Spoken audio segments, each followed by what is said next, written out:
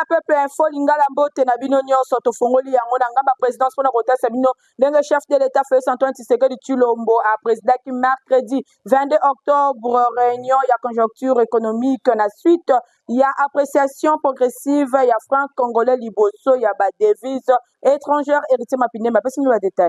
Mercredi 22 octobre 2025, le bureau y a cité y a Union africaine, chef de l'État Félix Antoine Tshisekedi Tshilombo a président qui réunion y a conjoncture économique na suite y a appréciation progressive y a franc congolais liboso ba devise étrangère boizala qui incidence moko boye balobela qui paie incidence na yango pour na pouvoir d'achat ya population. Premier ministre Judith Suminwa Atuluka, vice-premier ministre et ministre en charge ya budget Adolphe Muzitu, vice-premier ministre et ministre en charge ya économie nationale, excellence Daniel Mukoko Samba, ministre ya finance Doudou Fwamba, ministre intérim ya industrie pe gouverneur ya Banque centrale du Congo, bango nyonso ba participa ki na bokutani oyo. VPM en charge ya économie nationale Daniel Mukoko Samba a rappelé que na dernier conseil des ministres président de la République Félix Antoine Tshisekedi Tshilombo a zongelaki na litomba ya assurer meilleure coordination entre volet monétaire et volet budgétaire pour la politique économique. Mingi penza na période oyo ya évolution sur le marché d'échange. Na séance de travail oyo ezalaki question ya ko examiner situation récente. Mingi penza ko lever nombre d'options oyo esengeli ezala confirmé sur le plan technique ndenge atalisaki. Patron ya économie nationale a souligné que réunion ezali prévu pe vendredi ezali koya pour que baisse effective ya ba prix lokola ezali observé na marché ezala proportionnel na appréciation ya franc congolais pour que ba congolais ba na ko sentir amélioration ya pouvoir d'achat na bango. Ba mesure ekozwama mingi penza na makambo etali ba prix ya ba produits pétroliers oyo eko connaître ba baisse lisusu mikolo ezali koya, sans oublier renforcement ya contrôle ya ba prix pour na ko s'assurer que ba opérateur économique bazali ko respecter baisse oyo ndenge professeur Daniel Mukoko Samba atalisaki. Na alobelaki na ton moko rassurant atalisi ke réunion moko ekozala présidé mikolo ezali koya epai ya premier ministre na ba sujet oyo pona ye ezali concertation elongo na secteur privé pona réponse directe na demande ya population oyo azali ko réclamer appréciation ya franc congolais liboso ya ba devises étrangères pe répercussion na ba prix ya ba denrées alimentaires. Consolidation ya dialogue direct et longo na ba élus nationaux yango ezali objectif ya bureau ya chambre basse ya parlement na bokambimi ya président intérimaire professeur Isaac Jean-Claude Tshilomba Moussao accompagné na deuxième vice-président Christophe Mboso Nkodia Kwanga bango mibale bazalaki liboso ya ba député national représentant ya ba province nyonso basanganaki na réseau de femmes parlementaires boye na ba échange na bango basi ba plaider pour na renforcement ya représentativité féminine kati na ba structure nyonso ya assemblée nationale pe ya misala ya parlement, apaisement ya climat politique na kati ya bureau pe amélioration ya ba fonds oyo ekozala affecté na loi de finances 2026 pour na secteur social. Natina wana député national Dorothée Madia a sollicité auprès ya honorable Isaac Jean-Claude Tshilomba Moussao président intérimaire convocation régulière ya format ya dialogue direct pour na ko discuter elongo na ba différentes questions oyo ezali essentielles ya vie ya chambre basse ya parlement.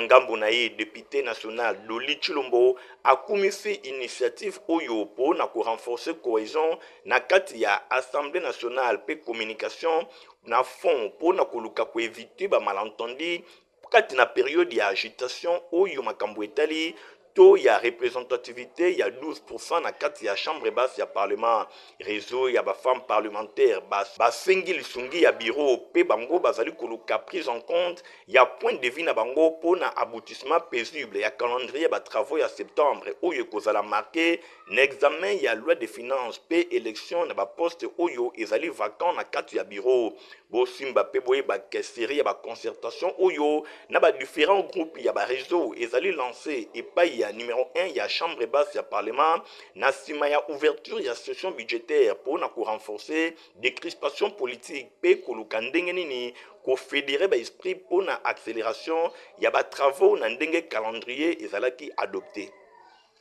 Na silence matinal, Yakan Lufungola, des caisses nationales de sécurité sociale des agents publics de l'État SENSAP a posé bongo geste social au profit yaba épouse yaba policier bon na ba détail il est ma auto salé bilan.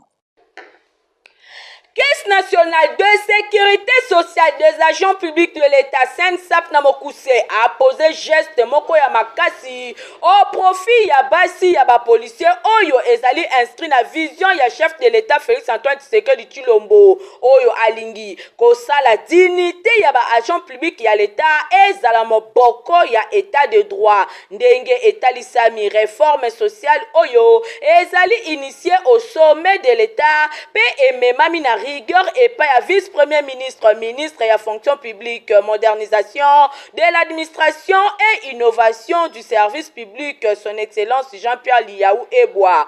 Oyo, depuis beaucoup na gouvernement, azali ko s'imposer pour un redressement administratif avec mission. Ya liboso ko servir pe ko protéger agent public ya l'État na terrain SENSAP na bokambemi ya top manager na ye Junior Mata bazali ko aligné kaka ba statistique to ko gérer ba formulaire te au contraire bazali ko kende ko kutana na ba bénéficiaires locaux la kaya kan lufungola pona ko expliquer ko rassurer pe mingi ko yoka bango ba transformer technique na pédagogie pe jargon juridique na langage de vie ya mikolo na mikolo Bosimba pe boye bake awa direction d'appui et coordination des agents a expliqué na basi ya policier litomba ya notion ya cotisation ya immatriculation pe ya prestation sociale pe a expliqué mobeko na ndenge ya malamu ndenge ezali ko protéger bango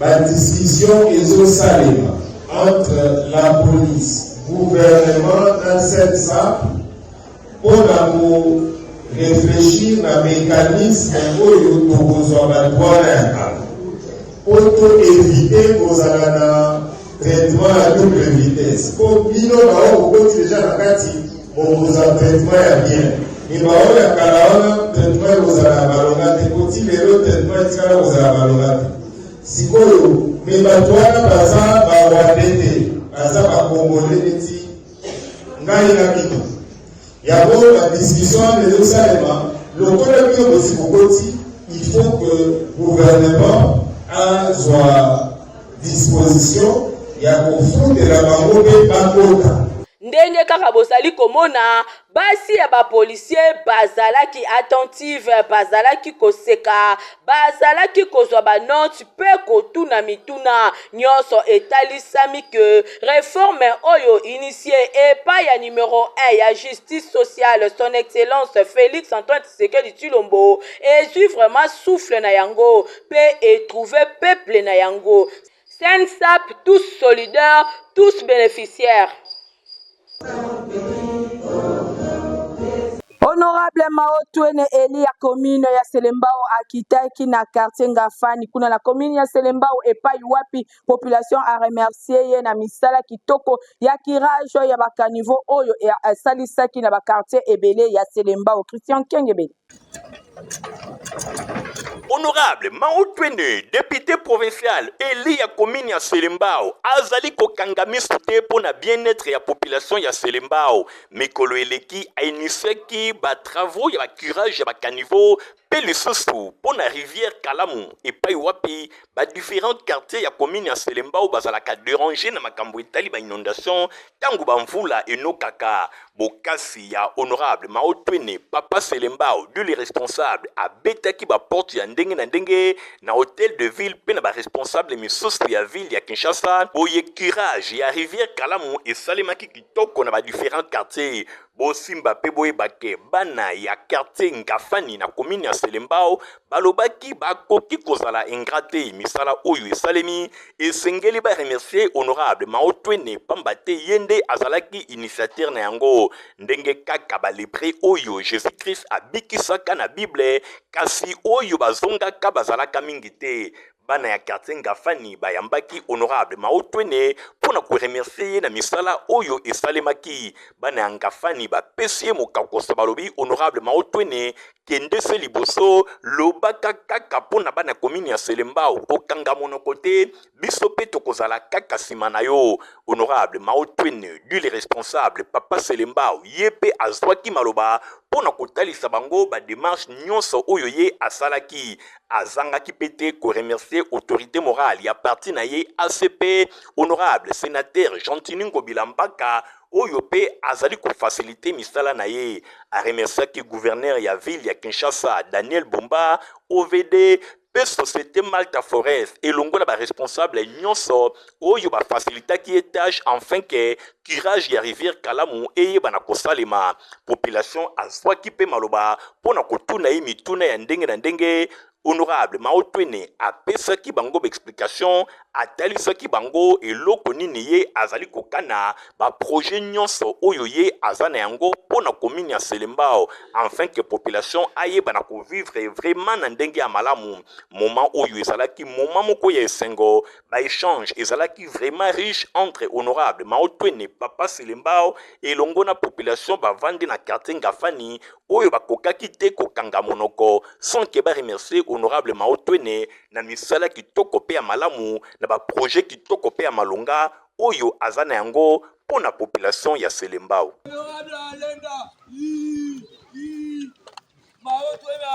La couleur religion Simba, qui est 18e communauté évangélique de l'Alliance au Congo, CEAC, Namokuse, va célébrer qui dimanche 19 octobre, 51 il y a Union mondiale de l'Alliance IMA, Namokuse, c'est seulement qui coule dans la cathédrale, il y a centenaire, la Dilando, héritier Mapine. Awa toza na cathédrale du centenaire protestant oyo ezwami na commune ya Lingwala. Wapi epai 18e communauté évangélique ya Alliance au Congo CEAC na Mokuse asalisaki dimanche 19 octobre 2025 eleki milulu ya kafu pona ko célébrer cinquantenaire ya Union mondiale de l'Alliance IMA na Mokuse. Oyo esangisi mangomba nyonso ya Alliance ndakesa CEAC évangéliste itinérant honorable Nerombungu oyo azali bongo mwana ya communauté ya Église du Christ au Congo ECC azalaki pe wana na célébration oyo esalemaki bongo na bokambemi ya président ya Humain mondial révérend Yura Yanagiara. Boenamo ya ouverture ya milulu oyo président pe représentant légal ya 18e communauté évangélique de l'Alliance au Congo révérend Marcel Bundabunda asepelaki makasi na ndenge makambo elekaki pe asalisaki lingomba ya CEAC yango nde communauté ya yambo ya Humain. Révérend Marcel Bundabunda aprofitaki na occasion oyo pona kosenga ete kimia ekota na mboka na biso République démocratique du Congo pamba te ba congolais oyo bazali na insécurité na est ya mboka bazali bato na nzambe akela bango na image na ye. Omoni ke touti ko kembela 50 ans na soko tangi makomami ezali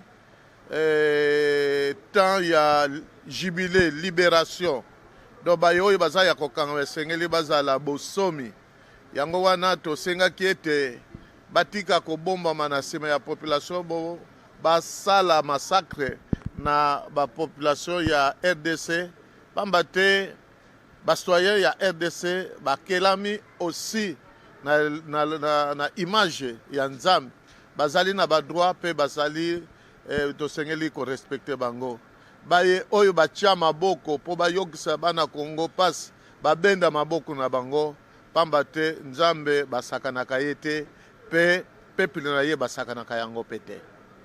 Na ngambo na ye président général ya balaïque ya 18e CEAC Diacre Claude Mbumba Mabika azangaki pe maloba te. Azali mokolo ya esengo mokolo ozali kosepela 50 ans d'âge ya existence ya IMA Union mondiale de l'Alliance pour la carte de communauté na biso évangélique de l'Alliance la CEAC la 18e na carte ya ECC de kosepela 50 ans Buta existence ya famille na biso ya Humain. Na nsima ya badiscours ya bakonzi misusu ya alliance prédication epesamaki epai ya pasteur autaki na mboka Canada. Remise ya baécharpe pe babrevet na couple révérend Yura Yunagira président ya UMA Afrique pe ya mangomba ya alliance ya Afrique nde elandisamaki. Évangéliste itinérant honorable Nerombungu Mfumabanga Moyo yende aponamaki pona kolatisa écharpe na représentant ya famille ya fe Perel Kuvuna na présence ya veuve na ye avandaki liboso. Ndenge moko pe pona couple président Claude Mbumba bosimba pe boyebake chorale ya CAC Kinshasa pe Congo Central na groupe ya frère Francis Manela bangonde bakumisaki nzambe makasi na milulu oyo na nzela ya loyembo pe ba démonstration culturelle ezalaki au rendez-vous. Ba invité mususu ndakisa premier vice-président ya SCC, président national ya ministère de laïque protestant honorable Norbert Basengezi, député honoraire César Fouani pe ba autorité mususu bazalaki na célébration ya cinquantenaire ya UMA.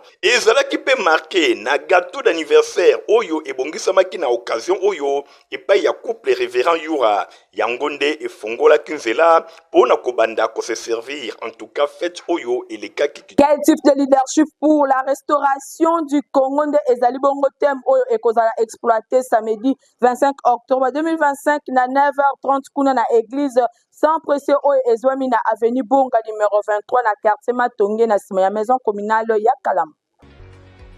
Nicolas Kabangazoni Tongo. Une seule date, un seul rendez-vous, samedi 25 octobre 2025 à partir de 9h. Conférence monnaie sur le leadership. Ministre de Dieu, servante de l'Éternel, disciple et Nkolo Yesu. Rendez-vous Oyo et Sali Ponayo. Nous aurons une grande conférence avec cette thématique. Quel type de leadership pour ces temps de crise pour la restauration du Congo? Bien-aimé, le problème de l'Afrique, ce n'est pas la pauvreté. Mais le problème de l'Afrique, c'est l'héritage. Nous aurons à comprendre beaucoup de secrets d'un leadership du cœur. Parce que nous avons vu le leadership intellectuel qui n'a pas produit des effets. Nous voulons maintenant comprendre un nouveau secret de leadership du cœur qui est capable de reconstruire, capable de bâtir. Tikanaye Bisabinoke, déjà Agnati Mabele, la République démocratique du Congo, Koutu Apesaki déjà avant goût, na quelques pasteurs ya structure Bomoko ya Bandalungwa, Wapi Epayi, Sima Yako Yokaye na Évangile ya Matthieu chapitre 25 verset 14 tina 30 Motei, Apesaki ba explication Koloba, Dengeni Ninsambe, Akabola Kaba talent selon ba capacité ya moto, un leader capable, Azali na makoki yako transporter ba faible pe a komisi bango lokola yemoko ba ministre de Dieu bazala ki d'accord pona kolobake kolo atindeli bango nourriture et zanga constipation. En tout cas, venez écouter cet homme de Dieu. On l'a écouté et on a été béni. To invité Bino Ebele na date il y a le 25. Le samedi prochain na sang précieux. Azo parler biso sur le leadership. To yoka na biso leadership. Mais oya yeli biso en tout cas ça c'est du jamais écouté. C'est le vrai leadership. Boya et puis bokosala béni neti biso. Donner le toza awa to utini ko avant goût. Mais avant goût déjà côté biso lokola toza dans la conférence. Donc na bengi ba pasteur Nyoso donc Ernest Mungu na minute oza lukunga. Donc Barumbu Kinshasa Lingwala Gombe Ngalie Mamonga Fula Kintambu. Donc na sans précieux samedi le 25 octobre. Vraiment nous avons invité Bino. Alors si on a invité Bino boyebake il y a du sérieux. To bengi Bino na nzili nchango. Batu ya ba district Nyoso Lukunga Funa. Bino Nyoso bana kimbanseke bandal partout. To bengi Bino ba pasteur, ba serviteur de Dieu. Occasion moza unique. Na sang précieux avec le docteur Nicolas Tongo.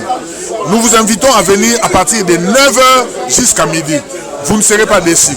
Adresse Kakamoko, église sans précieux, Oyo Ezwami na avenue Bonga numéro 23, na sima ya maison communale ya Kalamu. Je répète, le 25 octobre 2025 à 9h30 à l'église sans précieux de révérend docteur Jean Bosco. C'est votre bien-aimé, le révérend docteur Nicolas Tongo. Que mon Dieu vous bénisse. Soyez tous au rendez-vous. et partagez ce message.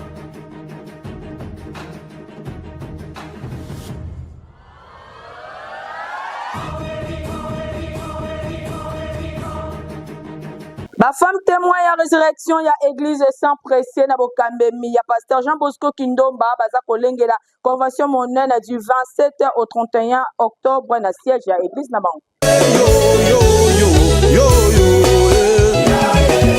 Nazo bengisa ba mama nyonso. Oza mama oyo salaka ezala na gouvernement oza mama ministre. Oza na komba. Soki côté ezo simba mais yeba quelque part kombe ezali. Maman oza femme commerçante, je te dis la vérité, tu as ton combat. Tellement oya kozwa victoire. Maman oyo osala kaso oza makamnyoso même oza na libala olobi mobala linginga pesa kanga nyoso ezalaki pe na ane na yebisa yo ye mobala lingaki andoko pesa double portion mais malgré bolingo ya mobali na ye ekokaki yete mais il y a quelque chose qui manquait. Voilà pourquoi je viens koyebisa yo mama yaka na kombo na Yesu yaka pour que ozwa victoire na yo que Dieu nous a donné dès le commencement du monde. Wana ezali appel ya pasteur Animbo Ngonseka, présidente ya ba femme témoin ya résurrection na église sans presser wapi epai révérend pasteur Jean Bosco Kindomba azali bon représentant légal bango bazali kobengisa ba mama pe bilenge basi na grande convention de femmes oyo tem nango ezali femme ton combat et ta victoire, femme ton combat et ta victoire ekobanda du 27 au 31 octobre 2025 à partir de 17h ti 19h30 na adresse Kakamoko église ya Son Précieux temple du grand roi oyo ezwami na sima ya maison communale ya Kalamu na Victoire Matonge pendant 5 jours mokoka kolo asopi ngolu na ye epai ya ba orateur oyo révérend pasteur Jean Bosco Kindomba oti ya Milulu pasteur Animbo Ngonseka Bakiselae Aninguya Animoto prophétesse Vanel Monka Bakisa révérente Julie Vanga pasteur Animbo Ngonguya alobi na yebisa bino ke ekozala na moment moko ya makasi ya mabondeli pe ya délivrance. Toutes les femmes dans la vie ont leur combat. Maman combat ezali mais na yebi que victoire pe ezali na kombo na Yesu Christo.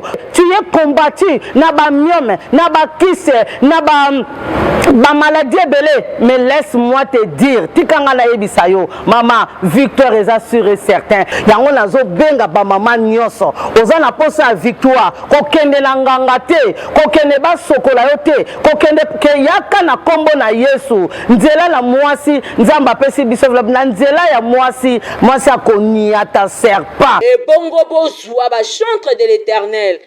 Le frère Moïse Matuta, frère Christian Mukuna, Maman Enis Manyanga,